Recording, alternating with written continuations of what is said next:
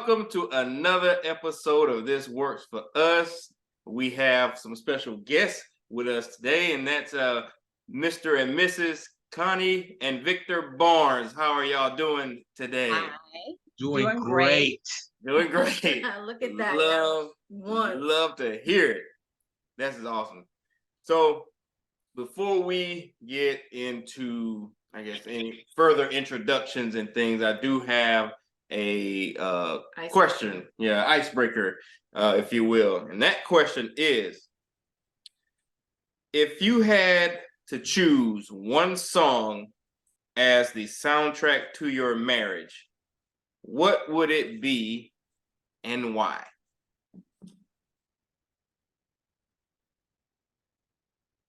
You know which one, right? Oh, y'all already have one. Oh, yeah, okay, all right. We have a song. It's our song. Okay. It's Billy Preston and Syreeta. With You, I'm Born Again. That's our song, and we sing it. You know, a lot. Y'all never heard us sing that song? I don't think so. If we did it if y'all, let me think. I remember you guys singing, I don't know if it was at Leviticus and Tina's or something. Nope. One time. Then you heard it. Yeah, we did it. We did it anywhere we did it. Not at Leviticus and Sister Tina's. If we didn't sing it the night you guys came over, then you haven't heard us sing it. So, But you because said it's our song. what you said. I think I heard y'all sing, and if you think you heard us sing, we sung that song. No, we didn't. I said Sister Tina's. It was a Christmas party, right? We all went to the same Christmas party, and we sang something else. It wasn't that. Oh, okay. So, Y'all Well, want to give us? yeah. You want to give us a snippet? Okay, here we go. you started right. What you mean? Wait.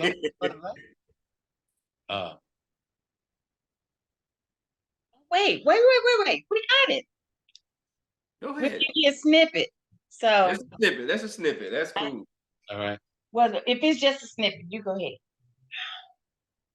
Come bring me your softness.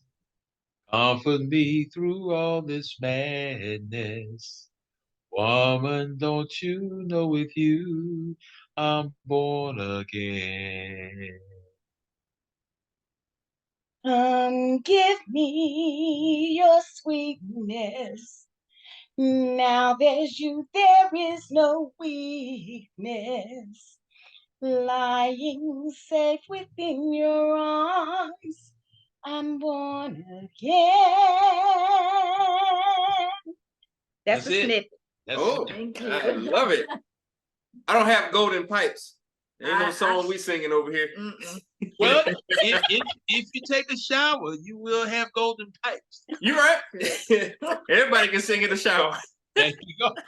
We'll keep that pipe there. Nobody wants to hear you sing. Well, thank you for that snippet. That was lovely. Yes, thank you. So we'll move on into this. So if you would like to, tell us how long you guys been married, how many kids, grandkids, things of that nature. Just a small introduction. Okay, well, I'm from San Antonio, and my queen's from Arkansas, Helena, and we've been married for 32 years. That's awesome. And over 32 years on November 30th. Yes. Praise God. That's awesome. We have four handsome young men, awesome sons. They're all of them with families now. Yeah. With children, I should say. With children. And they are all they're a joy to me as a father. And they're a blessing to my queen as a mother. And so we have a total of 7 with 1 on the way. Yeah. Right now, the oldest is a girl, and the youngest is a girl, ranging from 20 years old to 5 years old. Wow. And so, one on the way. And that one on the way. We're hoping that this new baby that's due in May of next year, Mhm. will be a girl. I want it to be a girl, but we'll see what happens. We want it to be healthy, so. Right. Hey, that's really the important part, that they're healthy, strong, as they say, 10 fingers, 10 toes, 2 eyes, 1 nose, Yeah. and a mouth to talk. And keep y'all busy, right? Yeah. The other thing is that we're 1 year apart. 1 year apart, or We're 5 weeks 5 apart. weeks apart. I'm sorry, Oh, okay. 5 weeks apart, and our sons are. Our oldest 2 sons, because we each had sons when we got married, they're Mhm. exactly 5 weeks apart. Wow. Oh, And when we met, we both were single parents, and we both had been doing that for 7 years. So, Look at that. well, you can say this, as they would like to say, those stars aligned Yeah. and stuff. Yeah, and then I'm laughing about the stars aligned. You saying that because he always says that, because there's a picture of him when he was a little boy with the gun, pointing the gun up in the air. a play gun. What to? Okay, clear that up. I was pointing up, looking up in the sky, and then there's a picture of her as a little girl. And I was looking, I had my eyes looking up. So he always says that, everything lined up, that we were connecting in that moment. I'm like, yeah, right. You probably were. So you're from Arkansas and you're from San Antonio. So how did y'all meet? Well, we both were military. Mm. Both were military. I was in the Air Force. She was in the Navy, and I actually met her. On the street corner. No, he picked me up off the street. That's what I like to say. Off the street corner. Oh, let me rephrase it.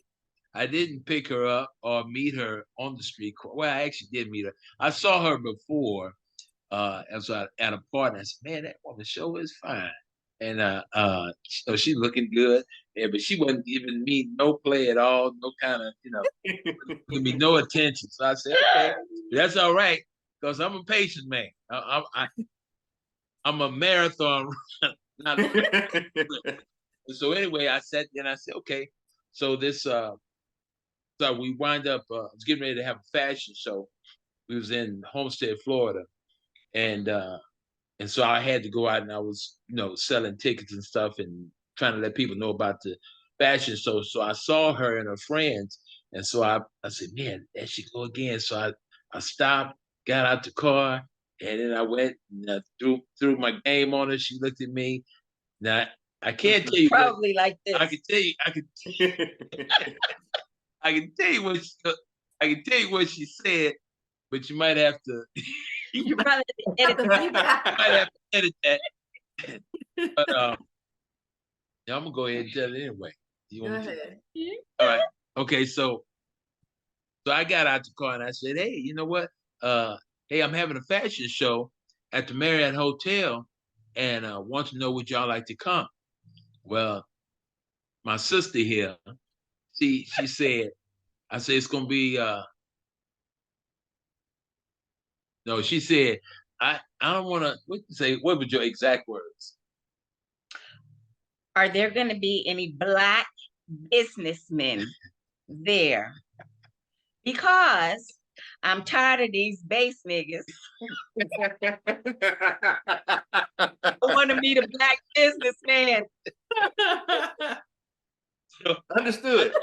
So, brother, I told her, of course there's gonna be some Black businessmen there. And so I gave her a flyer. She was gonna invite her and her friend was gonna come. And then the night of, her dreams did not come to pass because she did not see no Black businessman. She saw the same.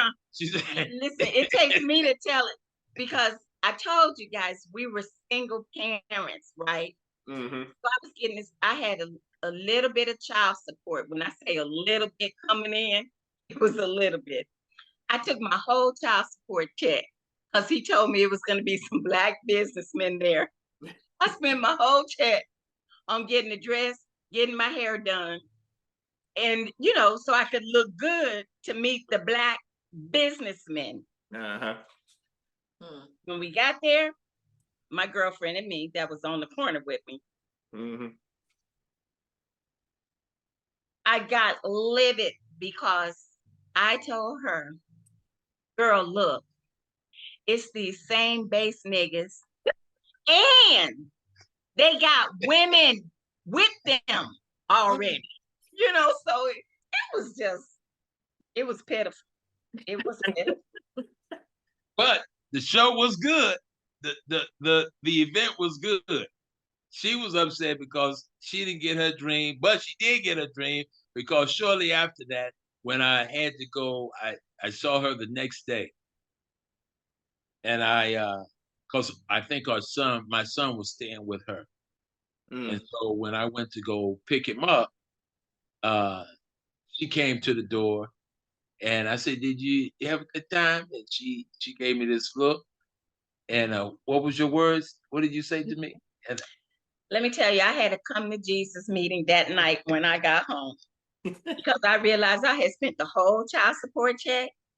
I didn't even know anything about the Holy Spirit at the time, but I knew God was talking to me. And he showed me, he was like, you went looking for a man. And I told him, I said, no, I did not have a good time. I said, but I learned something. I said, I'll never do it again. I said, I went looking for a man. I'll never, ever in my life go looking for another man. And I was so serious, you know. So what did you say? brother, this came from on high. I said, you never know. The person you're looking for might be right in front of you. And I said, I don't think so. But guess what? 32 years later. Yeah. Who won? Who won in the end? Who won in the end there? The prophecy came to pass. But yeah, we've been doing it for 32 years, been loving every moment of, well, yeah, I would say loving every moment of it, even though we had 15 years of rock'em sock'em robot, you know, no physical, but just the mental, the bringing our own luggage into the marriage. And for 15 years, it was rough. It was rough. Struggle uphill. But the thing that kept us together was I had just got saved prior to meeting her. No, it was after.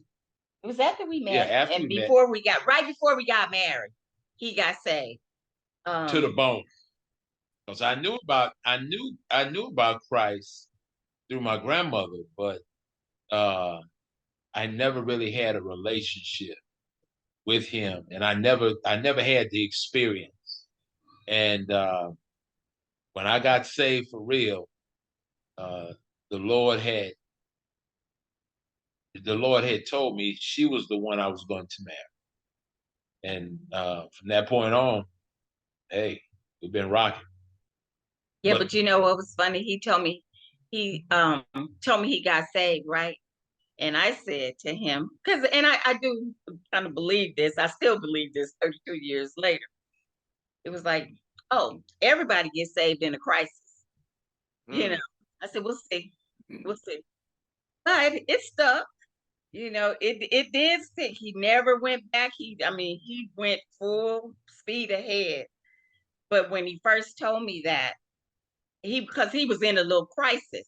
I mean, it was not a little crisis, but you know, he was going through some things, and he was in not trouble, but no, it wasn't even that, because you figure, okay, if you was before you got saved, any kind of trouble you get into, you was gonna be able to get yourself out. And I just got somebody pregnant, and I swore that I would never do that. And I wound up doing the very same thing I wound up doing the thing that I said I would never do. And when that happened, I just had to come correct with her. But even if I hadn't met Christ, I just would have bounced back and probably did something else. But when I got saved real, that really, and then when he told me, this is the woman you're going to marry, that was an experience that I had never had. No spiritual experience I've never had. So it was to the bone when I made my mind that, hey, you know what? This is real. You're the one I'm going to marry. I called everybody that I had been dating because I was still, I was whoring around, and so I called everybody that I was messing with. Hey, I gave my life to the Lord. Hey, I gave my life to the Lord. And some believe me, some didn't matter because I wasn't nothing happened. Poured all my alcohol that I had down the drain. I was DJing at the time. I took all my albums, threw them in the dumpster. I kind of like didn't want to come outside because I knew how I was. I knew the old man. Went to the church that I was attending and went to the altar. Went to the front, apologized to the whole congregation. Told them I had to get out of here because women in here. This is why I was. I got to go. Was you already saved, Miss Connie, when he gave his life to Christ? Yeah, I was, but I was what I now call, and I don't mean to offend anybody, but I call it I was Baptist saved because I went to church all my life. At 8 years old, I understood what Christ did. I gave my life to the Lord, but as a teen and young adult, I wasn't. I don't even think I was living what I had been taught. You know, but the truth of the matter is, I don't think I was taught that much. I mean, about how to live. Yeah. Right. How to live out the Christian life. Matter of fact, I remember being told everything in moderation, and it's like the things that I was doing, it was like I thought it was okay. I thought I was in love or whatever. Yeah. Yeah. So that's how it was when I met him. I can relate to that because that sounds like some of the I'll use in quotation teachings that many of us probably have in like Southern Baptist churches and stuff. That type of teaching where you just as a pastor would say, you're entertained and not trained. So when you entertain, you just like, oh man, that was great, and you go on out and keep doing the same thing you was doing, and like you said, in moderation. I was like, oh, so what? I just did that for a little bit. I ain't doing it all the time. It ain't as bad as this one. So Right. I get that. Yeah. Yep. So that's where I was, As a matter of fact, you don't mind me telling the real story, do you? Baby. As a matter of fact, the way we kind of really ended up together, that was part of the story. That when I found out he had the girl who was our friend pregnant, I was really upset,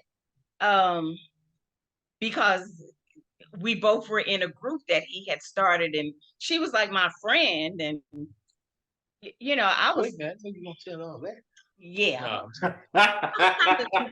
We need the whole full testimony of how y'all got here. So this explains why everything he called everybody. He was like, hey, get it out of here.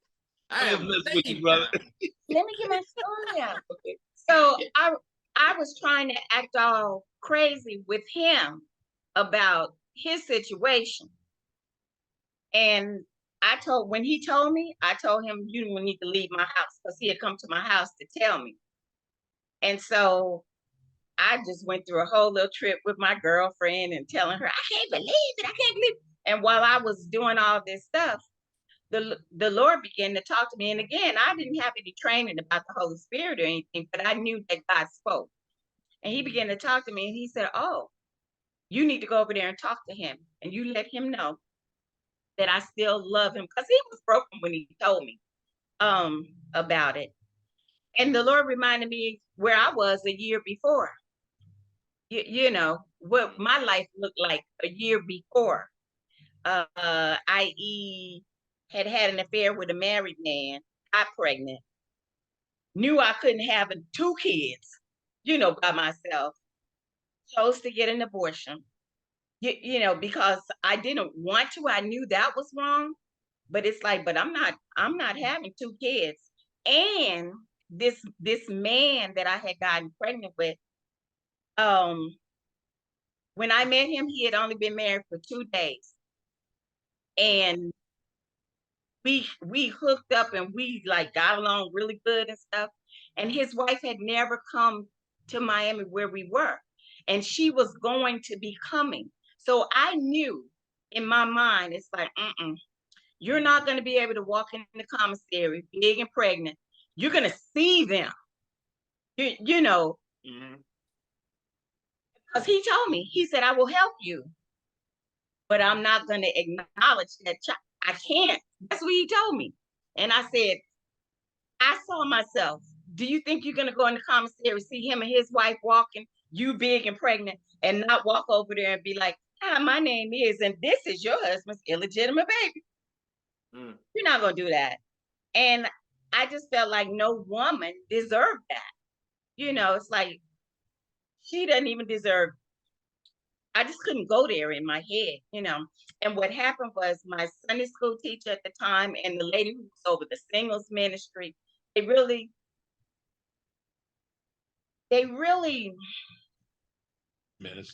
ministered to me one way. The singles lady was trying to get me to keep the baby and stuff, but my mind was made up. No, I cannot. But the forgiveness that I needed, and to still be surrounded with love, and to know that God still loved me. That's what my Sunday school teacher gave me. I call her my spiritual mom. And the Lord reminded me of that and said, you were needing 1 year ago forgiveness, and for someone to let you know that I still loved you. Go talk to him. So I didn't even like him at the time anymore, you know, but I went to do what God sent me to do, you know. So I went over to talk to him and to just, you know, try to help him. Yeah, and that broke me when she did that. It was so funny because when she called me, she said, I need to come over. I said, wait a minute now. No, I know what He I said, just don't come over here tearing up my house. I said, oh no, don't come quick and tear up my house now. She said, no, I need to talk to you. And I said, all right.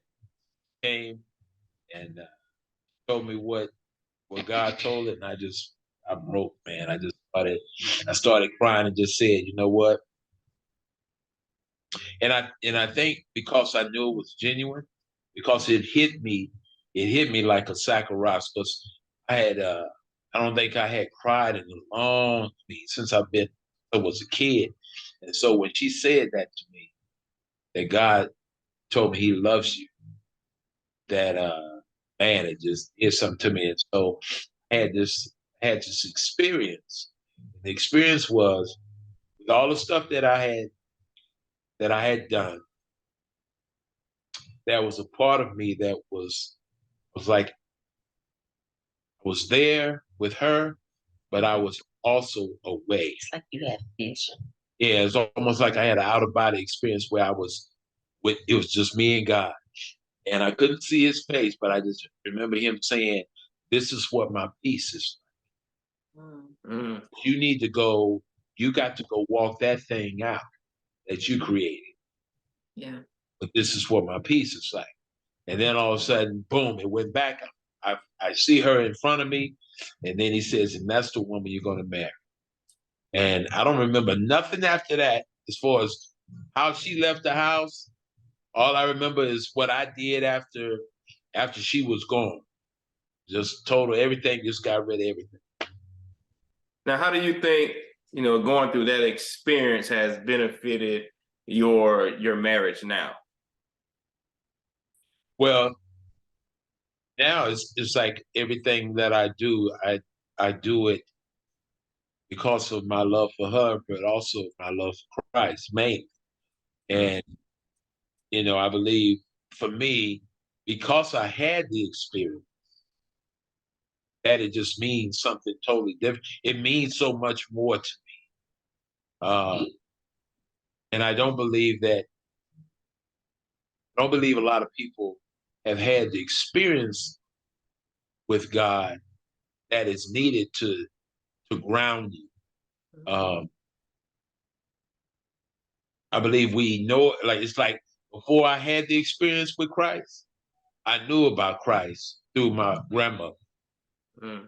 And a lot of times I believe we have that understanding of Christ through our parents or whoever took care of us, but we don't have that initial experience. A lot of times you hear, when people have when they hit the rock bottom, boom, that's the experience they have with Christ. But then there are some people that don't have that, and they just know, I know about Christ through my grandma. I know about Christ through my mother and father, but never no personal experience. So for me, that has been the life changer for me, which has helped in my marriage, because the thing that I just think about how he loves me, and so that allows me to love her, because I've shared with her on many occasions that if it wasn't for my love for Christ, I probably would have been gone in this marriage. But because I love him, I love her. Because believe it or not, the love that I show to anybody is his love. He gives me the power to do that. Mm-hmm. And even to love me, how can you be in a marriage? How can you be in a marriage for people have been doing it for 50 plus years, 30 years and longer, that you can be married to one person? That's supernatural. Mm-hmm. See, that's supernatural. I think I'm sorry, go ahead. I was gonna say, how did you, because that's a lot, right? You said you were friends with this lady, right? And God tells you to go over there. Like, how did you get through that time to even get to the point where now you're like, okay, I'm ready to marry this man? Okay, remember what I told you. See, part of the story that we left out too was when we were dating, Victor was not saved, okay? So his best friend was he's a Muslim. And they were really heavy into this Black history. Yeah, black conspiracy and all this stuff. So Victor used to break up with me every 2 weeks, literally. Almost every 2 weeks. He would call me and break up with me, telling me that he just couldn't be in a relationship because he was so deep into this thing with, his friend, and they be plotting to blow up churches and all this stuff. Yeah, he was. Yeah. Telling the truth. All right. He's a changed man, everybody.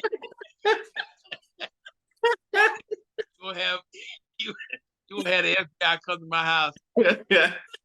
Let me clarify some things here.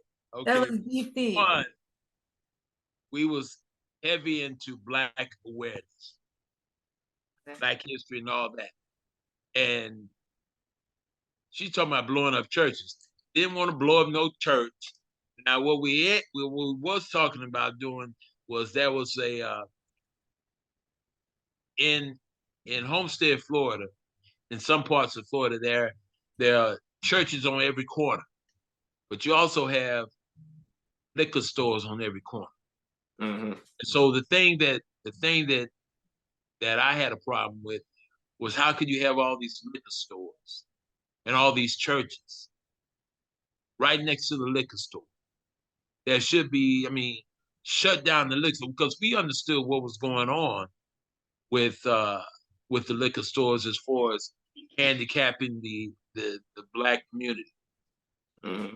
And the churches were not doing anything to try to clean up the community. And so, and I only belonged to one church, and the church that I belonged to, that's where I was having the issue. Mm-hmm. with that pastor at that church. Now, what she talking about, I I don't know what you're I'm talking just about. talking about what you told me. Well, I wasn't saying I was gonna be blowing up no churches. Okay. Well, listen. So since he broke up with me every 2 weeks, I was tired of it, right? And I had made a joke of it. And I told him he went out of town. He came to San Antonio, as a matter of fact. And I told my girlfriend, I said, girl, just watch. I said, watch. Soon as he gets home, he gonna call me and he's gonna tell me he want to break up with me again. I said, but it's not gonna even matter because I don't even like him. I don't even like him, but I'm gonna let him come over here and tell me. So the whole time he was gone, I was seeing somebody else, right? And when he got home, yeah, I broke. When he got home and he called me, what are you doing? I point at that. You say you don't like me. That's all right. So when he called me to tell me he needed to come over to my house, I said, sure, come on. Because I knew he was going to come and break up with me again. But that's when he told me he had the girl pregnant. You know, so that was a more serious situation. I didn't like him like that. You know, I didn't care other than the fact that she was my friend. And, you know, it wasn't like he hurt me because I ain't like him. He had already hurt me from breaking up with me every 2 weeks to the point where I was like, I'm so done with him. So it was almost numbing. Yeah. When God sent me over there, I did what I was told to do. It turned out the way it did. I went with him to her house, so I didn't go in, but I stayed outside while he went in to talk with her and her mom, right? Yeah. I just waited on him so that I would be support to him. Well, I don't know at what point he began to tell me what God told him about I was going to be his wife. And I was like, I was like, I don't even like him. And I told the Lord, I was like, God, because I used to pray, and of course, being raised up in the church, and I would pray. I had enough sense because God gave it to me. I can't even, take credit for it, that I would pray. I wanted to be married. I thought I was going to marry somebody else. I wanted to marry someone else, a guy I dated 6 years. But I would pray. Stop it. I would pray and I would tell the Lord, God, I think that I want it to be him. But you know more than what I know. So if he's not the one that you want me to be married to, don't let me marry you. That was my prayer. So we didn't end up together. Well, when he started talking about I was going to be his wife, I was like, God, he's not the one. He's not the one.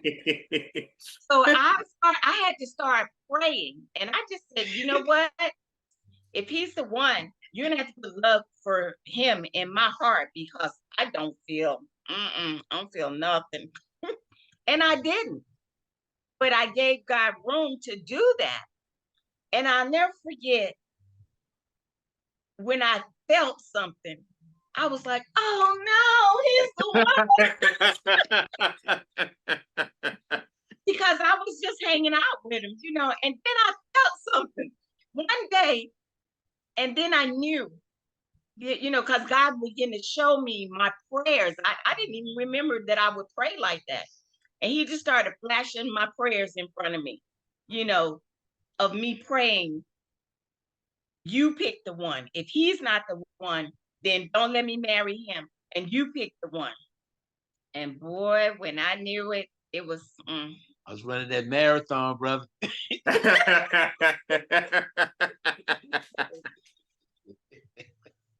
So, he finally asked me to marry. He was supposed to perform in a talent show with me. He canceled, of course. So I ended up performing by myself. I won in my category. So I was going out of town to represent the base. And when he took me to the airport, he said, if I were to ask you to marry me, what would you say? Mm. And I looked at him and I was like, you don't want to marry me. That's what I said. You don't want to marry me. So I went and I was gone for a week. Then when I came back, he was all excited, made dinner for me, can't hold a thing. He still can't hold a thing. If he buys me something, he can't even hold it. Look what I got you. Look what I got you. So he pulls out this ring and he said, you never did answer. Would you marry me? You know, if I asked you to marry me. And I was like, you don't want to marry me. Boy, he showed me that ring and I was like, I like the ring. This is not the one I lost the stone out of that ring. Mm. But I looked at the ring and he said, you got to tell me something because I can take it back I got 90 days.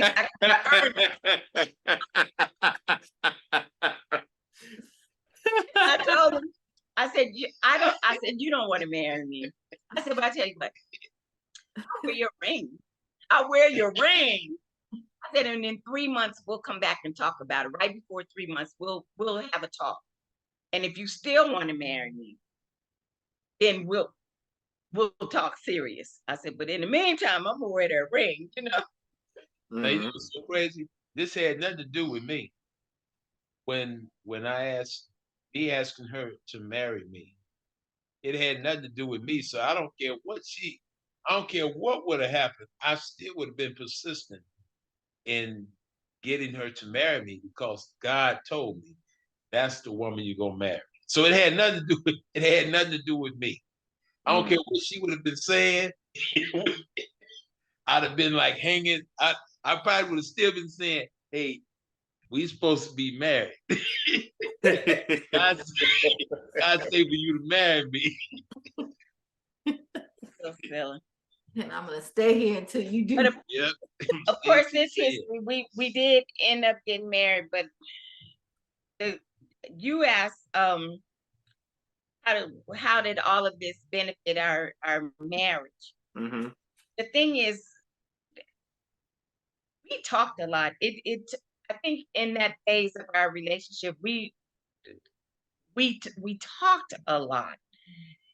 And even when we did decide to get married, we talked about what it was like when both of us were married before, and we talked about what we expected it to be like when we got married, to the point that we agreed, okay, if we do this, there will be no divorce.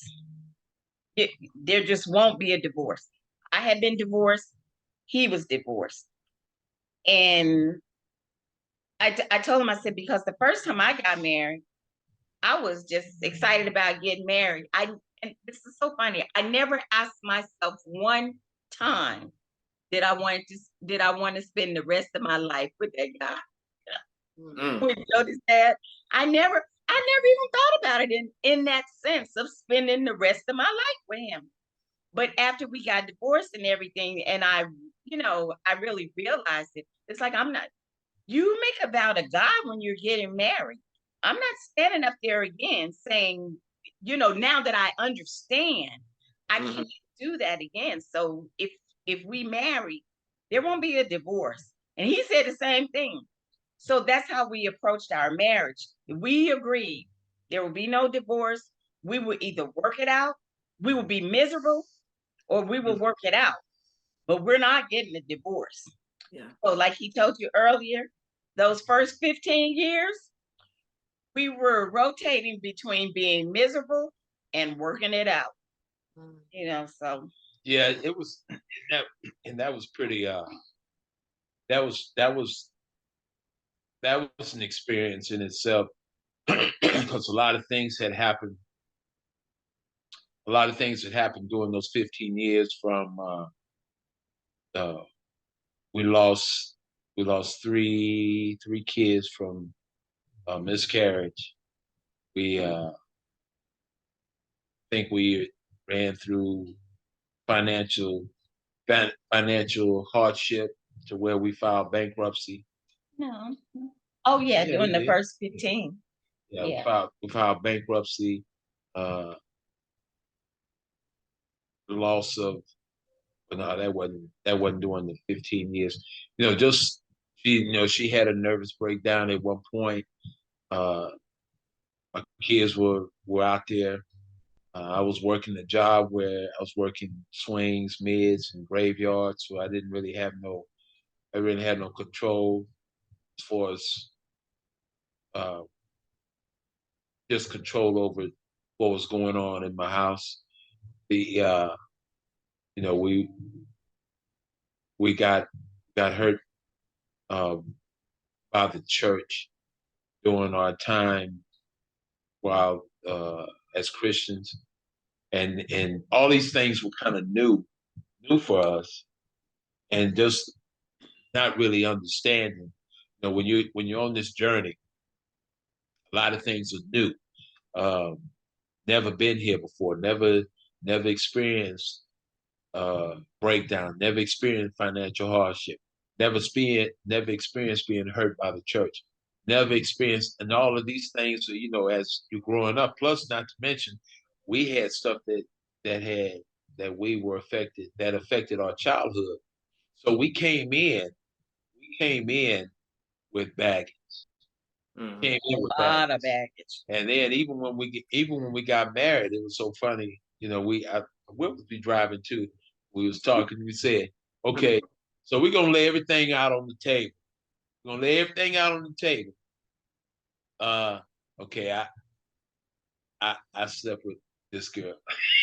We did that before we did that Before we before we got married. Yeah, Come on, let's just come clean so that when we get married, nothing, we already know no one can come up and say this, nothing can come up, that let's tell the truth. And she was the one that implemented that. But I tell you, it was so funny, but I tell you, it hurt because when I would tell her, she'd say, okay, I slept with a girl. And all of a sudden she would get upset and then she'd say, all right. And I'd say, what? She had me on a roller coaster. And then we say, look, you can't do that, all this stuff.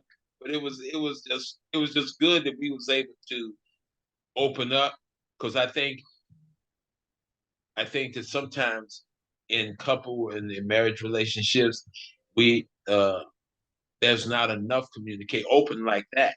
Yeah. And then the other thing is that again, it just goes back to our love for Christ, because I know her love for Christ and my love for Christ, and then we pray. We're a praying couple, and there was a time when we used to pray together. I mean, together, and there was a season that we did that, and that was powerful, and that was during our 15 years. That was during our 15 years of having a hard part of marriage. Yeah. What was the breaking point for it to turn? Turn around. Yeah. What was the turning point for us? Yeah, turning point. Well, we're going to give all that credit to God. Oh, Of course we do. Yeah. But the truth of the matter is that it got so bad that I wanted to leave. Even though I knew I said we would get no divorce, and I wouldn't even think about divorce. I was just going to leave. And I'll never forget, I was standing in my bedroom, and I just told the Lord, because during that 15 years, the Lord would always say to me, this has nothing to do with you and him. This is about you and me. If you trust me, because I can work anything out. It's just you trust me to do it. Yeah. And so, I would plunge along, not really wanting to do it and stuff. But this particular day, I stood in that room and I don't know if seems like I said it out loud. It's like, Lord, I'm done. I don't want to, I don't want to do this anymore. I want to leave. And God just started talking. He said, oh, you want to leave? What if he left you? Because living with you is not a party. And he began to talk to me. He said, the thing about your husband is that the difference between you and your husband is that he doesn't hold things against you or hold them over your head. You hold what he does and throw it back in his face. Then he said, it's true, because a lot of our issues, revolved around finances. So the Lord said to me, he said, it's true. He's not good with the money, but you can't get a prayer through. What do you think is holding y'all together? You handling the money or him praying? Wow. So my face was on the floor by this time. And it's like God just kept talking. And then he showed me, he said, what if he left you? He showed me, it was almost like a vision again, what my life would be like without him, having two young boys, trying to raise them. And, it was just like, oh my God. But that wasn't enough. He said to me, you don't represent me. And that right there, because I thought I was saved before him, right? I honestly thought that this whole time we have been married and all our fights and everything, I just thought I was right. All the time I thought I was right. And he said, you don't represent me. And I thought I was all about representing him. It's like, God, what do you mean I don't rep? That broke my heart. That I thought I was all about the Lord, and he was telling me I did not represent him. And then he told me, he said, what you need to do is call your husband and you need to apologize. He said, you don't appreciate what he brings to the marriage. He said, you need to call him and apologize. And you need to worry about yourself. And I was like, Yes, amen. So I called him at work. I mean, I didn't even hesitate. I did not wait on that. I called him and said, can we talk when you come home? I remember I apologized to him and I told him, I said, I promise you, I'm going to leave you alone. I'm going to stay off of your case, and I'm going to start working on me. And honestly, that's what I did. He says that he didn't change. I don't know if he did or not, but I can tell you, it was such a quick work. Wow. I think within 2 to 3 weeks, our marriage had completely turned around, and we have never gone back to that place ever. Amen. 17 years and counting there. Yeah, that's and the thing with her is that, I love her. I love her because I just love her. And even in the 15 years a drag out, God was showing me different things. Like I know one time the way she was talking to me, I was getting offended.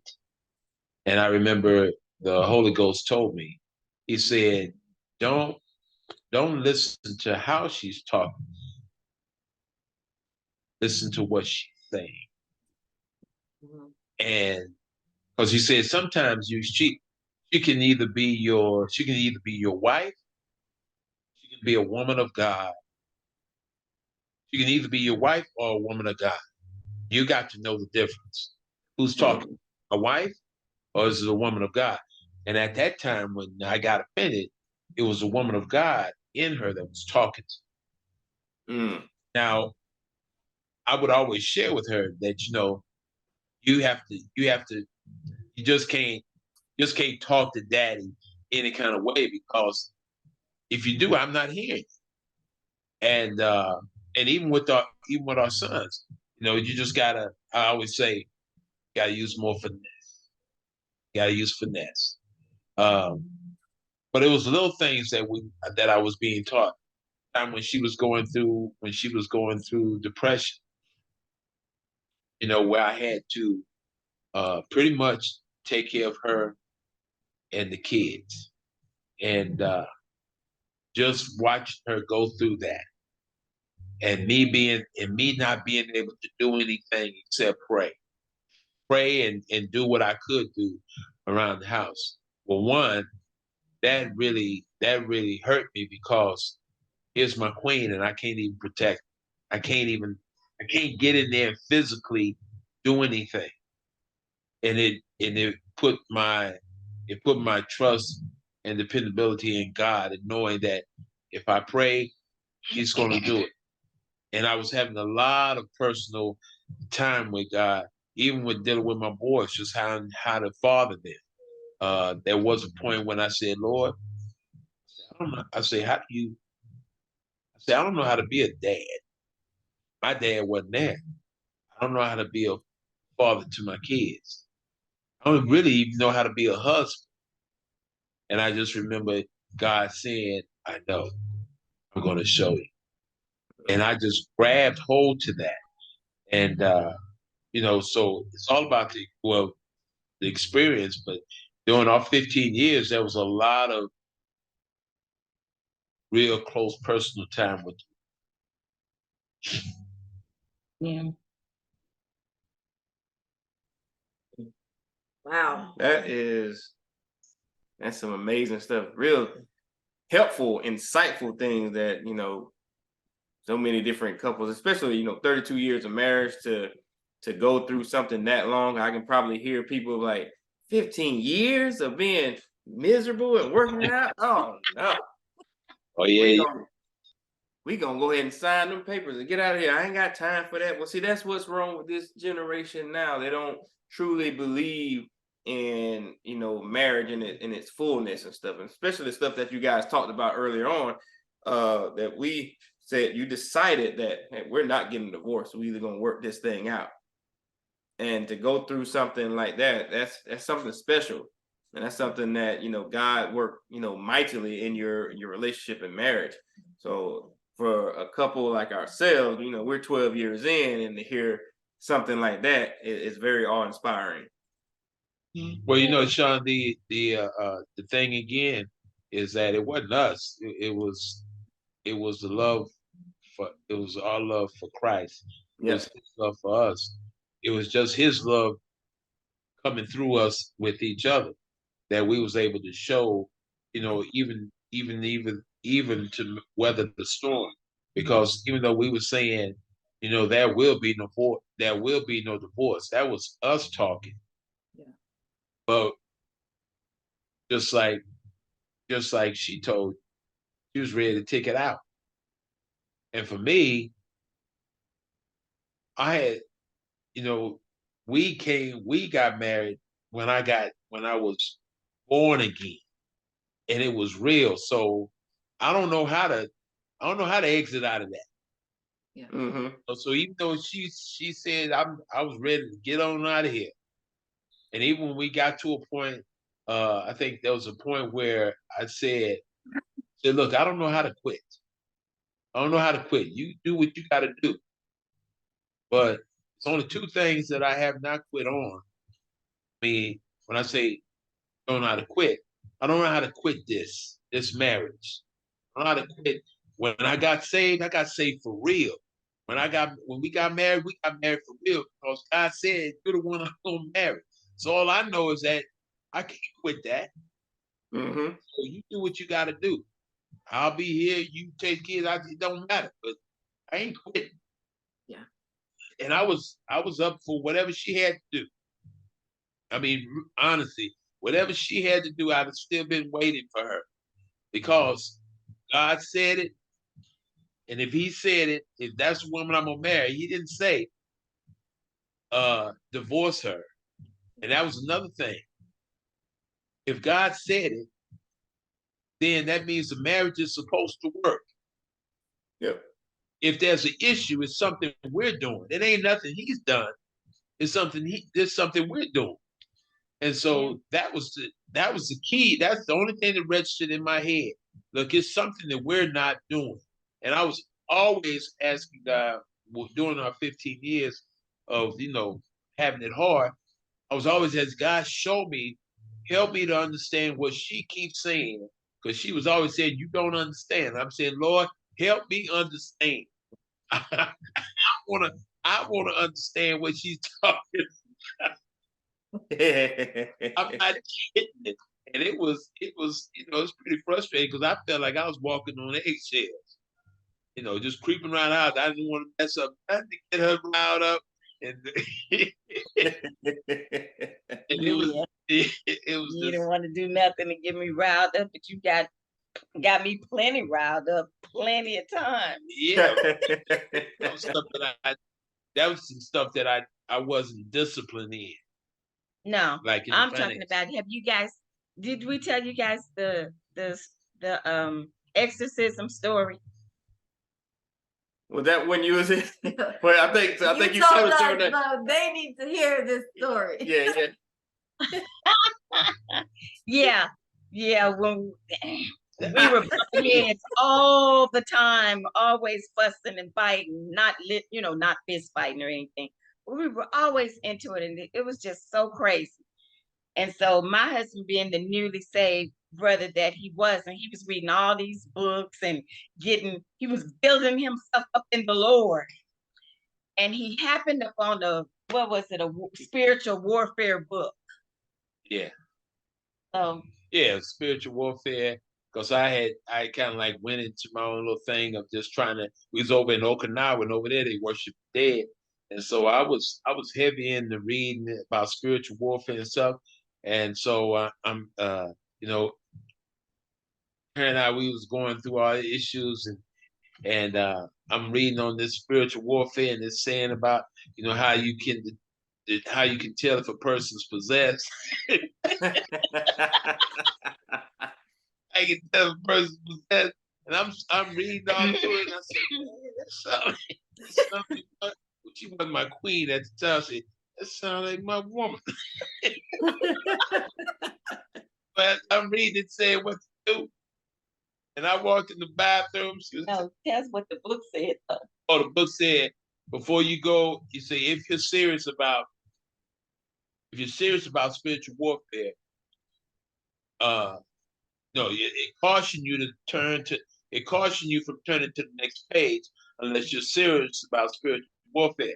So I said, I'm serious. So I turned the page, and it was saying what to do. And so I walked in the bathroom, Yeah, I was in the bathroom taking a bath, and he just walks in there. I say, in the name of Jesus, come on. He put his hand on my head, and whatever he was saying, it backfired. I'm out of my way. Because she turned around and looked at me like, no, he's not. Oh, he crazy now. He crazy. But I didn't act stupid. I just let him do what he was gonna do.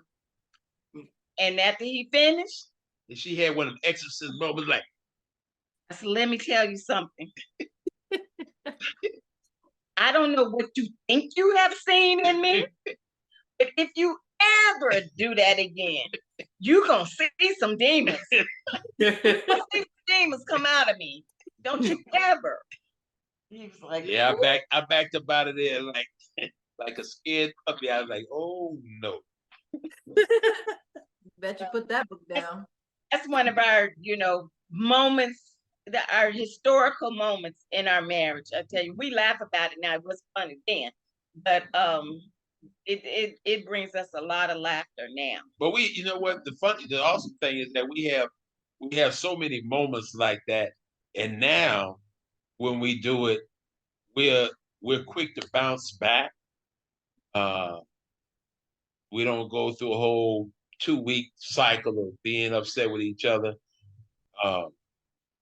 We usually bounce back and we laugh about it. And I've always been kind of lighthearted.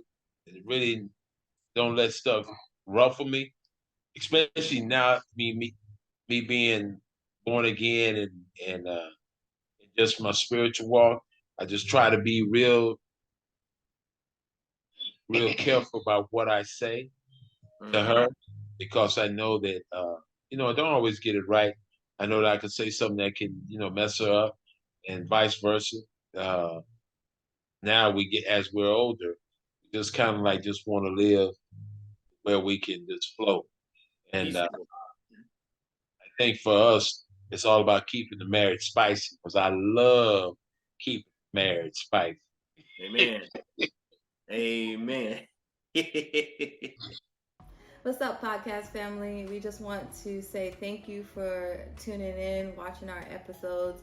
We pray that what we are saying is a blessing to you. God placed it on our hearts to share with other married folks and soon to be married folks. So again, we just pray that it's blessing you. And stay tuned for the next video. Again, we want to thank you. Remember to like, share, and subscribe. Until next time, thank you for supporting This Works For Us podcast.